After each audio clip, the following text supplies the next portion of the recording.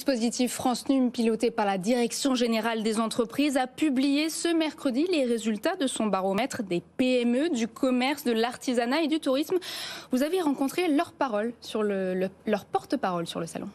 Oui, il s'agit d'une enquête menée pour la 3e année consécutive auprès de 4 671 TPE et PME pour mesurer leur degré de numérisation, à savoir que 68% de l'échantillon sont des TPE, soit des entreprises de moins de 10 personnes.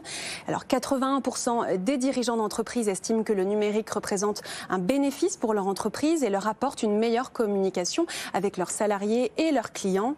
Malgré les craintes quant à la sécurité des données, 41% d'entre eux envisagent d'investir plus dans le numérique et prévoient d'y consacrer plus de 1 000 euros.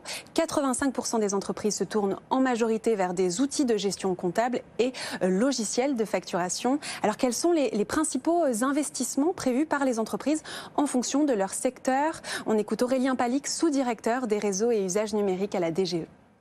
On a des entreprises du commerce qui vont chercher à être plus visibles, à vendre en ligne. On a d'autres personnes, d'autres entreprises qui vont avoir l'intérêt à mieux gérer leur quotidien. Donc on a des investissements dans la gestion des stocks, dans la facturation électronique. Ce qui est vraiment marquant et qu'on identifie dans le baromètre, c'est qu'on a 67% des entreprises qui ont des projets numériques dans les prochaines années. Ces montants sont en hausse, puisque l'année dernière, on était plutôt à 30% qui étaient à plus de 2 000. Là, on est plutôt à plus de 35% d'entreprises qui prévoient d'avoir des investissements supérieurs à 2 000 euros.